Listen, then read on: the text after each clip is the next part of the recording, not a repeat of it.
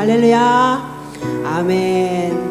우리 어려운 일이 있을 때에도 힘든 일이 있을 때에도 생명이신 그 예수님을 의지하기를 바랍니다. 아멘. 우리 마음을 다해서 고백하며 찬양하도록 하겠습니다.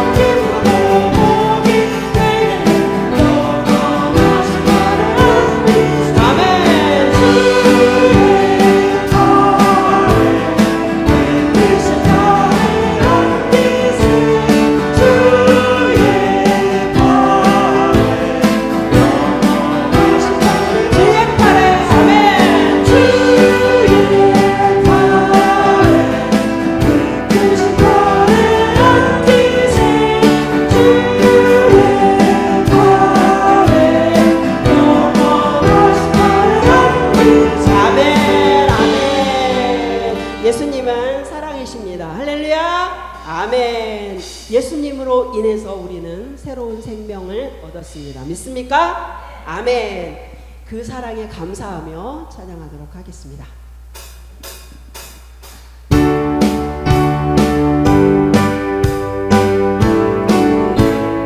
예수 사랑하심을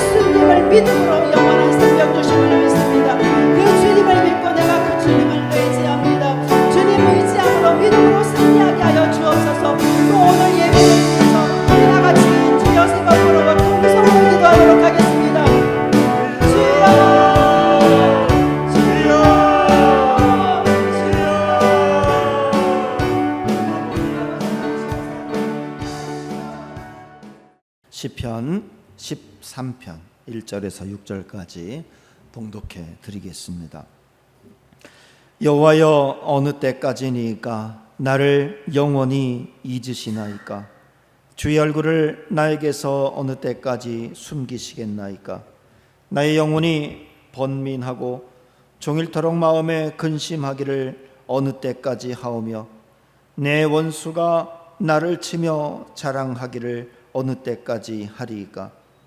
여호와여, 내 하나님이여, 나를 생각하사 응답하시고 나의 눈을 밝히소서. 두렵건대 내가 사망의 잠을 잘까 하오며, 두렵건대 나의 원수가 이르기를 내가 그를 이겼다 할까 하오며, 내가 흔들릴 때에 나의 대적들이 기뻐할까 하나이다. 나는 오직 주의 사랑을 의지하였사오니 나의 마음은 주의 구원을 기뻐하리이다. 내가 여호와를 찬송하리니 이는 주께서 내게 은덕을 베푸심이로다. 아멘. 한 주간 동안 잘 지내셨습니까? 네. 여기는 비가 안 왔습니까? 비 안 왔어요? 일주일 동안? 네. 강원도에도 비가 너무 안 와서 수돗물이 급수가 잘 안 돼서 제한 급수를 할 정도로 비가 너무 안 와서 굉장히 걱정이다라고 합니다. 그래도 하루 정도는 비가 좀 많이 와서 좀 다행이다 싶었더니 여전히 비가 오지 않고 가뭄은 지속되고 있어요. 여기보다도 더 가뭄이 심한 곳이 강원도인 것 같습니다. 우리가 서로 한 민족으로서 같은 아픔을 겪고 있는 그들을 위해서 생각하며 기도하면 좋을 것 같습니다. 우리 이런 말이 있죠. 사면초가라는 말이 있습니다. 사면에서 초나라의 노래가 들린다, 그런 뜻입니다. 초나라, 중국에 이제 한나라와 초나라가 있었는데 서로 싸웠다고 합니다. 패권을 놓고 이제 싸우는데 초나라가 졌어요. 초나라가 져서 이제 퇴각을 합니다. 그래서 이제 더 이상 우리가 싸우지 말자. 우리가 졌으니까, 우리가 항복할 때니까 우리를 공격하지 말아라. 우리가 떠나겠다 하고 이제 떠납니다. 그때 승리했던 한나라가 그래 가라라고 해서 보내놓고 가만히 생각하니까 장수들이 그냥 놔두면 안 되겠다라고 이제 왕에게 이야기를 한 거죠. 저들이 언제 또 힘을 키워서, 초나라가 힘을 키워서 우리 한나라를 공격할 수 있으니 도망가는 저들을 쫓아가서 다 진멸하자라고 장군들이 그렇게 왕에게 이야기를 하고 그렇게 허락을 합니다. 쫓아가다가 이제 뭐 여러 가지 이야기들이 있지만 이 한나라 왕이 생각하기를 어차피 우리가 이긴 전쟁인데 좀 피 좀 흘리지 않고 손해도 보지 않고 이길 수 있는 방법이 없을까라고 이제 고민을 합니다. 그렇게 고민하면서 이 초나라의 병사들이 있는 데까지 쫓아갑니다. 초나라는 이제 졌으니까 진을 치고 한 군데서 이렇게 쉬고 있는데 거기를 이제 공격하려고 하는 거예요. 그래서 피를 흘리지 않고 싸우지 않고 이기는 방법이 뭐가 있을까라고 고민을 한 거죠. 사실 전쟁에서 싸우지 않고 이기는 것이 가장 좋습니다. 그렇죠? 그래서 방법을 짜낸 게 뭐냐면 이 한나라 군사들을 이 초나라 진 사면에 배치를 합니다. 그리고 초나라 고향의 노래를 부르게 합니다. 우리로 얘기하면 아리랑 같은 거를 노래를 부르게 해요. 그러니까 전쟁에 패한 초나라 사람들은 갑자기 어디선가 본인들의 고향의 노래가 들리는 겁니다. 한나라 군대가 쳐들어오는 그런 소식을 듣고 있는데 사방에서 초나라의 노래가 들리니까 이 초나라 사람들이, 아니 우리의 병사들이 벌써 항복했는가 라고 생각을 하는 거죠. 우리나라 병사들이 벌써 항복하고 이제 슬퍼서 고향에 가고 싶어서 고향의 노래를 부르고 있는가라고 생각을 해서 전의를 완전히 상실해 버립니다.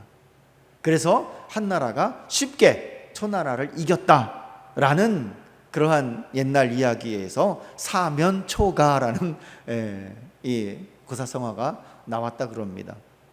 여기에서 제가 찾은 정말 중요한 지혜가 하나가 뭐냐면, 그 고향의 노래를 들은 초나라 군사들이 마음에는 어떠한 생각이 들었을까라는 거죠. 이제 우리는 더 이상 싸울 힘이 없다. 이제 우리는 완전히 끝났다. 고향에 가고 싶다. 고향에 있는 어머니가 보고 싶다. 부모님이 보고 싶다. 우린 더 이상 싸울 힘이 없다라고 스스로 전쟁을 포기해 버렸다라는 거죠. 이 스스로 자신을 포기하는 것은 정말 위험한 거잖아요. 자포자기라 그럽니다. 우리가 IMF 때도 그렇고 많은 어려움들이, 경제적 파탄이 일어났을 때 지하철이나 터미널이나 뭐 지하상가나 뭐 지하도나 이런 데 가면 박스 깔고 주무시는 분들이 꽤 많았습니다. 밤에는 박스를 덮고 자고 스스로 자신을 포기해버리고 길거리에 나서서 그렇게 혼자 지내고, 무료 급식소에 가서 하루 한 끼 밥을 얻어먹고, 그렇게 스스로 자신을 포기하고 살아가는 사람들이 많이 있었죠. 아무리 노력해도 되지 않는 현실, 그 현실 속을 마주할 때 우리는 얼마나 큰 아픔을 겪게 되고 나 스스로를 포기해버리는 그러한 삶을 살아가게 될 수 있다라는 거죠. 정말 목숨까지도 포기하는 그러한 사람들이 너무나 많이 있습니다. 지금도 보면 더 이상 내가 살 수 없구나, 그러면서 스스로 목숨을 끊는 사람들도 굉장히 많죠. 여러분들이 지금까지 살아온 인생을 되돌아보면 그 인생이 어떠했습니까? 살아오는 동안에 내가 이렇게 살아야 하나, 스스로 나를 포기하려고 한 적이 혹시나 있었습니까? 뭐 자살까지, 목숨을 끊는다까지 생각하기 아니라 내가 그냥 혼자 막 살지, 이렇게 내가 이렇게 호미로프를 뽑아가면서 옥수수를 따가면서 감자를 캐면서 살아야 하나, 그렇게 생각해 보신 적 있습니까? 아무리 노력해도 안 되는 현실을 마주할 때 과연 내가 이것을 끝까지 갈 수 있을까? 그런 생각을 해본 적이 있습니까? 어쩌면 여러분들은 그 많은 순간의 순간, 나를 포기하고 싶은 그 순간의 순간들을 조금씩 이겨나가면서 지금까지 견디며 살아오셨다라고 저는 생각이 됩니다.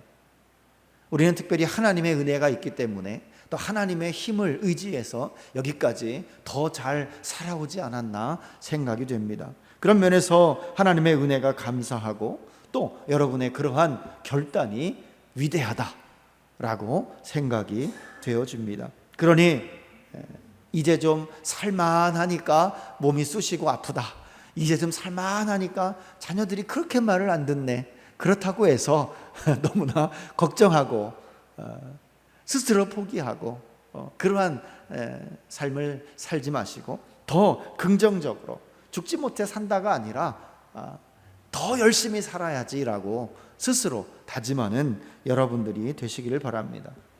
오늘 시편의 말씀을 읽다 보니까 이러한 생각들이 들은 거예요.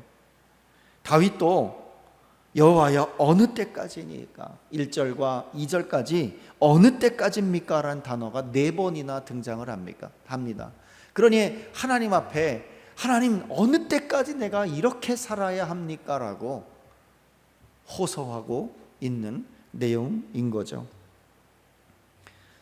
사면초가와 같은 인생 속에서 정말 될 수 없는, 스스로 포기할 수밖에 없는 그러한 세상 속에서 어떻게 살아야 하는가를 다윗은 고민하고 하나님 앞에 나아가고 호소하고 있는 겁니다. 우리의 이런 힘든 세상 속에서 우리가 살아가기에 가장 강력한 무기는 하나님 앞에 나가서 호소하는 겁니다. 하나님 어느 때까지 내가 이렇게 살아야 합니까? 하나님 나의 기도 좀 들어주십시오라고 하나님 앞에 나아가서 호소하시기를 바랍니다. 오늘 시인 다윗은 자신이 겪고 있는 고난이 너무나 길고 오랫동안 지속되고 하나님의 아무런 응답이 없자 너무 힘들고 괴로웠던 것 같습니다. 그래서 어느 때까지 기다려야 합니까? 심지어 하나님, 나를 영원히 잊으셨습니까? 하나님, 나를 영원히 잊으셨습니까? 라고 호소를 하죠. 여러분 그렇게 기도한 적 있으십니까? 이렇게 간절히 하나님 앞에 기도하신 적이 있습니까? 하나님, 하나님, 나를 잊으셨습니까? 잠시 잊은 것도 아니고 영원히 잊으셨습니까? 그러니까 하나님의 응답이 너무 더딘 거예요. 그러면서 또 말하기를 주의 얼굴을 나에게서 어느 때까지 숨기시겠나이까? 하나님께서 오랫동안 하나님의 얼굴을 숨기셨다. 다윗은 너무 힘든 거예요.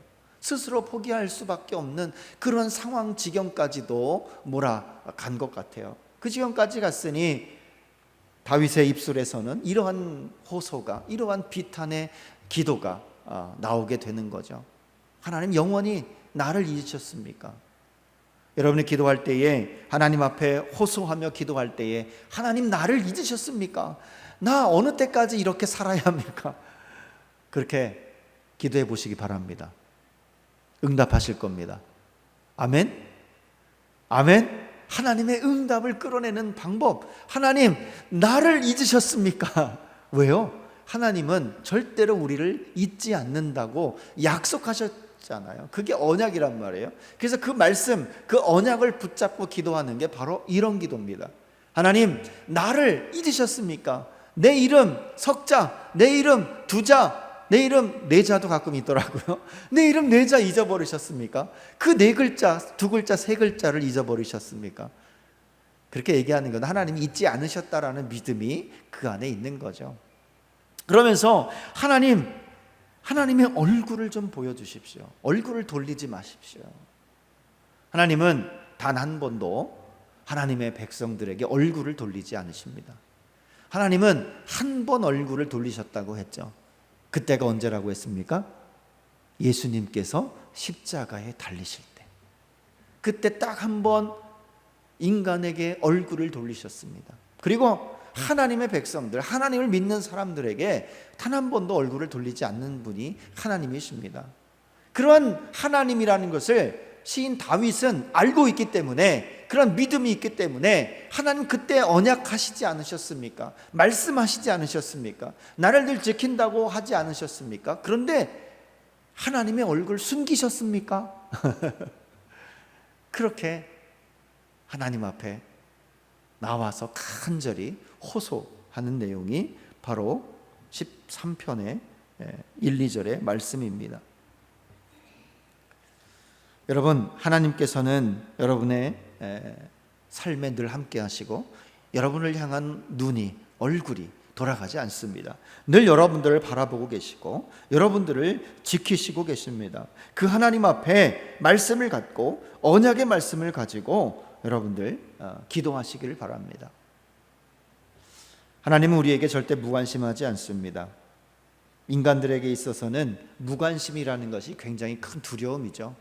본래 사람들은 유대 관계를 맺으며 살도록 하나님께서 창조하셨습니다.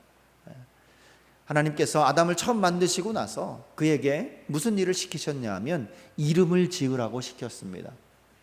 새들의 이름을 짓고 동물들의 이름을 짓고 풀들의 이름을 짓고 나무들의 이름을 지으라고 하셨습니다. 이름을 짓는다는 것은 그를 깊이 생각하는 것이고 그를 깊이 아는 거예요. 우리가 아기가 뱃속에 생기면 이름을 짓습니다. 또 진짜 이름 말고 또 태명도 짓지 않습니까? 이름을 뭐 2개, 3개나 짓습니다. 왜 그렇습니까? 그 뱃속에 있는 아이와 깊은 유대감을 갖기 위해서 그런 거예요. 그래서 아이가 태어나면 진짜 이름을 불러줍니다. 그 진짜 이름을 불러줄 때 그 아이와 부모는 엄청나게 큰 유대감을 갖고 있는 거죠. 무관심은 그러한 유대감이 없습니다. 그런데 하나님은 늘 우리에게 관심을 갖고 계시는 거예요. 우리와 늘 깊은 유대감을 유지하고 싶으신 거예요. 늘 깊은 교제를 하고 싶으신 겁니다. 그러니 그 하나님 앞에, 하나님 왜 나에게 고개를 돌리셨습니까? 하나님 나 이름 잊으셨습니까? 라고 호소하며 기도한다는 것은 하나님께서 정말 기도를 잘 들어주시는 그러한 기도라 저는 생각이 되어집니다. 그래서 여러분들이 정말 인생이 힘들고 아프고 고통스러우면 하나님 앞에 그렇게 기도하시기 바랍니다. 하나님, 제 이름 잊으셨습니까? 저에게 고개를 돌리셨습니까? 나의 기도를 들어주십시오. 2절에서 보면 다윗이 이렇게 또 고백합니다. 나의 영혼이 번민하고 종일토록 마음에 근심하기를 어느 때까지 해야 합니까? 내 원수가 나를 치며 자랑하기를 어느 때까지 해야 합니까? 그것을 어느 때까지 두고 봐야 합니까? 라고 이야기를 하고 있습니다. 내 영혼이 번민하는 거예요. 종일토록 마음에 근심하는 거예요. 하나님이 과연 내 이름을 잊으셨을까? 하나님이 나에게 고개를 돌리셨을까? 왜 악인들은 계속해서 나를 괴롭히지? 그리고 저 악인들은 늘 승승장구하고 잘되고 스스로 내가 왕이다. 원래 왕이 다윗이었잖아요. 다윗이 이제 도망다닐 신세가 되니까 내가 패권을 잡겠다, 내가 나라를 다스리겠다라고 자랑하고, 사람들은 또 그것을 보면서 그렇습니다, 당신이 왕입니다 라고 대적들을 지켜 세우는 그러한 모습을 보면서 왕인 이 다윗은 얼마나 가슴이 찢어지고 고통스럽고 아프고 힘들었을까라는 거죠. 아무리 생각해도 이 방법을 헤어나갈 방법이 없어요. 하나님이 도와주시지 않으면 되지 않는 그러한 상황, 사면초가죠. 그렇게 몰려갔던 겁니다. 비탄한 자신의 감정을 하나님 앞에 호소하고 있는 겁니다. 그런데도 하나님은 계속해서 침묵하십니다. 좀 이 정도 되면 하나님이 좀 기도 응답해 주시면 좀 감사한데, 더 감사할 것 같은데, 하나님 내가 기도했을 때 바로 응답해 주시면 정말 더 많이 감사하겠습니다라고 할 수 있을 것 같은데 하나님은 침묵하시는 거예요. 침묵하셔. 말씀하지 않으셔요. 그렇다고 하나님이 우리를 안 보고 계시는 것이 아니다. 늘 보고 계신다라는 거예요. 말씀만 안 하고 계신다라는 겁니다. 하나님의 침묵은 어쩌면 우리들이 이 시인 다윗처럼 더 간절히 기도하기를 바라고 계시지 않을까라는 생각을 해봅니다. 우리의 아픔보다도, 우리의 간절한 기도의 슬픔보다도 어쩌면 하나님께서 더 많이 아파하시고 더 많이 고통스러워하시고 더 힘들어하시지 않을까, 그러한 생각을 해봅니다. 우리 생각해 보십시오. 아이들이 태어나서 이제 처음 일어날 때, 발걸음을 뛰는 것도 아니에요. 처음 설 때 얼마나 부모의 마음이 졸입니까? 넘어지면 어떡하나? 일어서야 할 텐데 넘어지면 또 가슴이 철렁거리고 막 그러지 않습니까? 스스로 일어서기까지 부모의 마음은 철렁철렁 하는 거예요. 심장이 막 이리 뛰고 저리 뛰고 합니다. 넘어지지는 않을까? 잘 일어설까? 이 절망과 기쁨 사이에서 왔다 갔다 하는 것이 아이를 바라보는 부모의 마음 아니겠습니까? 하나님의 마음이 그럴 것 같아요. 계속 기다리는 거죠. 우리가 스스로 일어설 때까지, 우리가 더욱더 단단한 믿음을 가질 때까지, 우리가 더욱더 하나님을 의지할 때까지 하나님이 보고 계시고 침묵하시는 거예요. 그래, 조금만 더 인내하고 조금만 더 나를 믿어라. 그리고 나에게 나와서 호소해라. 그러한 마음을 갖고 우리를 바라보고 계시는 것이 아닌가 생각이 되어집니다. 하나님의 침묵을 통과한 성도는 그 어떤 정금보다도 더 빛나고 단단한 보석이 될 것입니다. 이사야 48장 10절부터 보면, 내가 너를 단련시켰으나 은처럼 정련하지 않고 오히려 고단에 풀무질로 달구어 너를 시험하였다. 나를 위하여, 바로 나를 위하여 내가 그렇게 하는 것이다. 어찌 내 이름을 욕되게 하겠느냐? 내 영광이 남에게 돌아갈 수는 없다라고 말씀하셨습니다.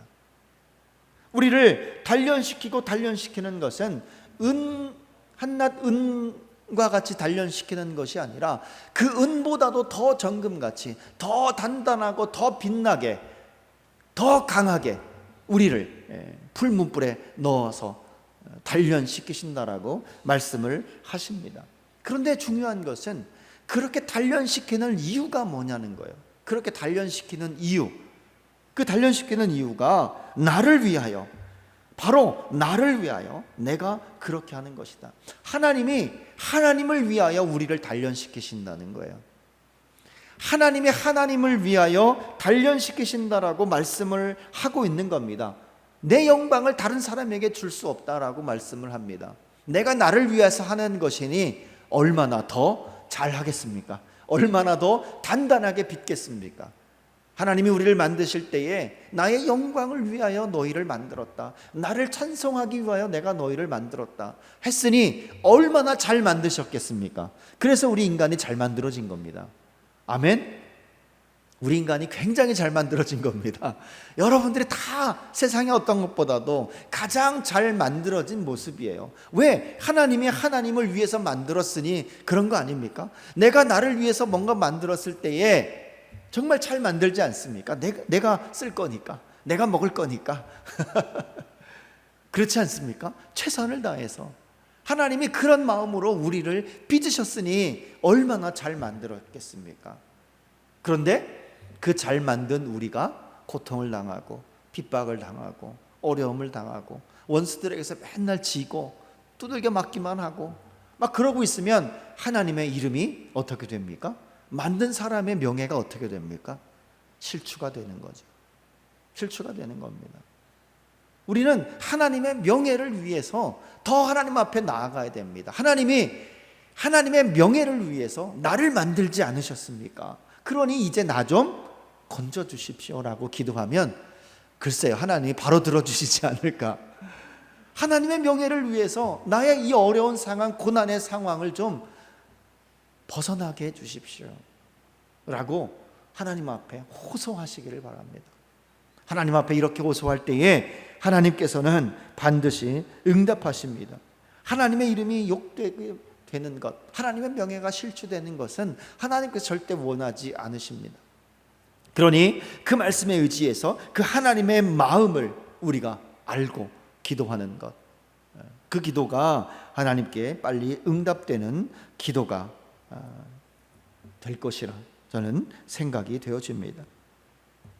그리고 우리가 또 한 가지 생각해야 될 것은 우리가 갖고 있는 두려움들을 좀 버려야 될 것 같습니다.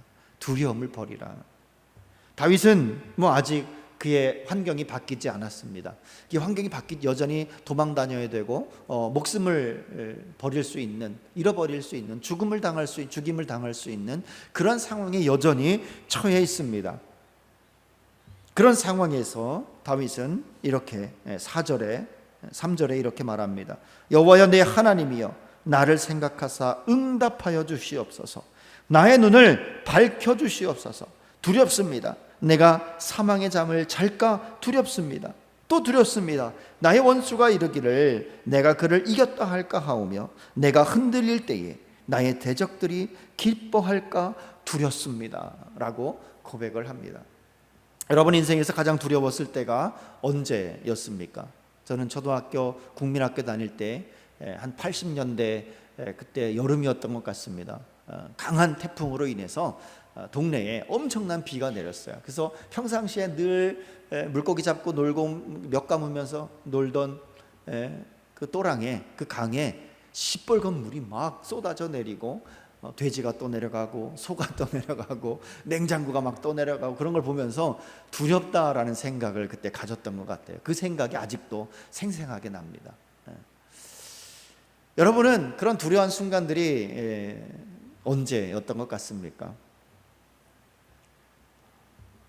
그래서 사람들은 이러한 두려움을 이겨내기 위해서, 극복하기 위해서 극기 훈련도 하고 무서운 곳을 막 찾아가기도 하고 막 그런 훈련을 합니다. 두려움을 극복하는 것은 중요합니다. 자동차가 막 달려올 때 두려움이 별로 없는 사람은 쉽게 피할 수 있습니다. 그런데 두려움이 많은 사람은 그 자리에서 꼼짝도 못하고 얼어붙어요. 그러면 사고가 나거든요. 그 두려움을 이기는 것이 굉장히 중요하다라는 겁니다. 예전에 필리핀에 우리 가족 여행을 간 적이 있었는데 산과 산을 이으는 출렁다리가 있습니다. 출렁다리. 여러분 출렁다리 건너 보셨습니까? 저 밑은 까마득해요. 막 몇 미터 되는 나무가 요만하게 성냥만하게 보이는 그 높은 곳에 이 출렁대는 다리를 건너야 하는데 얼마나 다리가 후들거리겠습니까? 그렇게 우리 가족이 걸어가고 있는데 앞에 친구가 막 흔듭니다. 이렇게 막 흔들어요. 그럼 막 뭐 어쩔 줄 모르죠. 막 여기저기서 비명소리가 들립니다. 그런데 두려움이 없는 사람은 알죠. 그 다리가 끊어지지 않을 것이다. 거기서 떨어지지 않을 것이다 라는 것을 알죠. 그 두려움을 이기는 방법은 아는 거예요. 우리가 하나님을 알고 하나님께서 함께 하신다는 것을 안다면 그 두려움에서 우리는 이겨나갈 수 있습니다. 시인도 굉장히 두려워하고 있어요. 그러면서 나를 생각해 주십시오. 나의 기도를 응답해 주십시오. 나의 눈을 나의 눈을 뜨게 해 주십시오. 내가 사망의 잠을 잘까 두렵습니다. 내가 죽을까 두렵습니다. 내 눈이 감기지 않도록 계속해서 떠 있을 수 있도록 나를 좀 지켜 주십시오. 내 기도에 응답해 주십시오라고 호소하고 있는 거예요. 그러니까 여전히 다윗의 상황은 두려움 속에, 죽음의 위협 속에 갇혀 있었죠. 사면초가입니다. 그런데 가만히 들여다보면 다윗의 두려움은 조금 다른 것을 우리가 확인할 수 있습니다. 두렵건대 내가 사망의 잠을 잘까 하오며, 내가 죽을까 두렵다라는 뜻입니다. 죽을까 두렵다라는 뜻이에요. 그런데 단지 그게 자신의 생명이 사라질까봐 죽을까봐 두렵다라는 뜻보다도 조금 더 깊이 들여다보면 4절에 보니까 두렵습니다. 나의 원수가 이르기를 내가 그를 이겼다 하올까 하오며, 하나님을 믿는 하나님의 백성이고 하나님께서 늘 함께 하신다고 약속하신 그 다윗이 이제 죽임을 당할 때에, 즉 대적들한테 죽임을 당할 때에 그들이 하나님을 조롱할까 두렵습니다. 하나님을 조롱할까 두렵습니다. 내가 흔들릴 때에 나의 대적들이 기뻐할까 두렵습니다. 내 마음이 흔들릴 때, 내가 하나님을 향한 신앙이 흔들릴 때, 또는 나의 모습이 더 초라해질 때에, 내가 죽임을 당하면서 더 아파할 때에, 더 하나님을 멀리할 때에, 뭐 그런 여러 가지 의미가 담겨져 있습니다. 그럴 때에 대적들이, 악인들이 나를 보면서 기뻐할까 두렵습니다. 뭡니까? 하나님의 명예가 떨어질까 두렵습니다라는 뜻입니다. 여기서 기뻐한다, 대적들이 기뻐한다라는 뜻은 거의 그냥 즐겁다라는 뜻이 아니라 무아지경이다. 정신이 빠지도록 그러한 상태로 좋아한다, 그러한 상태로 기뻐한다, 그런 뜻입니다. 정신이 완전히 빠져나갈 정도로 기뻐한다, 그런 뜻입니다.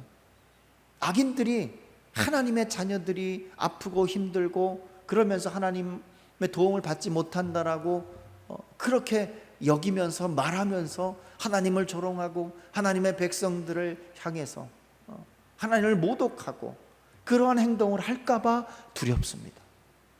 그럴까봐, 내가 죽는 것이 두려운 것이 아니라 하나님의 명예가 실추될까봐 두렵습니다 라고 이야기를 하고 있는 거죠.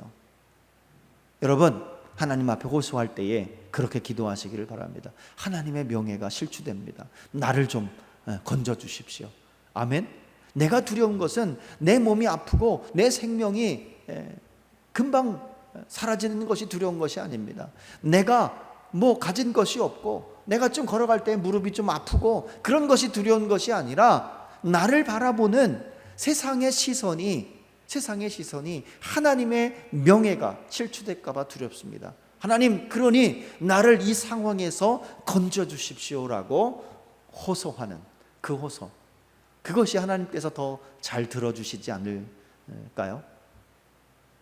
여러분, 우리 고산 침례교회 그런 비탄의 마음을 가지고 하나님 앞에 나와서 교회를 위해서 기도하시길 바랍니다. 아멘. 또 우리의 이웃을 보면서, 우리의 가정을 보면서, 나의 삶을 보면서 하나님, 우리가 하나님의 명예를 떨기지 않도록 하나님 나를 지켜주십시오라고 기도하시길 바랍니다. 그럼 하나님께서 응답하실 거예요. 그렇게 기도할 때는 다윗의 이 마음속에는 나를 구원해 주시는 하나님이 반드시 응답하실 거다라는 확신을 갖고 그렇게 기도하는 거예요. 진짜 내가 죽겠습니다가 아니라 하나님은 나를 반드시 건져주실 거야. 그러니 나의 생명이 들어온 것이 아니라 하나님의 명예가 실추되는 것을 두려워하는 그러한 마음을 가지고 살아가라는 뜻입니다. 그러면서 시인 다윗의 마음은 이제 점점점 변하기 시작합니다. 그는 확실한 믿음을 가지고 하나님을 찬양하기 시작합니다. 나는 오직 주의 사랑을 의지합니다. 나는 오직 주의 사랑을 의지합니다. 나의 마음은 주의 구원을 기뻐합니다. 내가 여호와를 찬송합니다. 그 이유는 하나님께서 내게 은덕을 베푸시기 때문입니다. 하나님께서 나를 은총을 베푸시는 것을 나는 확신하기 때문에 이제 내가 지금 상황이 조금 더 바뀌지 않았지만 나의 기도를 통해서 하나님의 명예가 다시 살아나고 나의 기도를 통해서 나의 어려운 상황들이 잘 헤쳐나갈 수 있는 그러한 길을 열어주심을 나는 확실히 믿기 때문에 하나님을 찬양할 수밖에 없습니다 라고 고백하는 거죠. 여러분들도 그렇게 고백하시기를 바랍니다. 우리의 환경이 조금 더 나아지지 않았지만 더 열심히 박수치면서 예수 사랑하심은 이렇게 찬양하는 거예요. 아멘. 몇 명 없어도 뭐 없으면 어떻습니까? 내가 박수 더 크게 쳐서 두 사람 세 사람 몫을 하면 하나님께서 기뻐하시지 않겠습니까? 기뻐하실 겁니다. 아멘.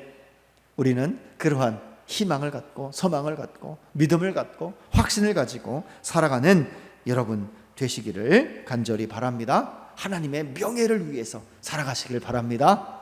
아멘. 기도하겠습니다.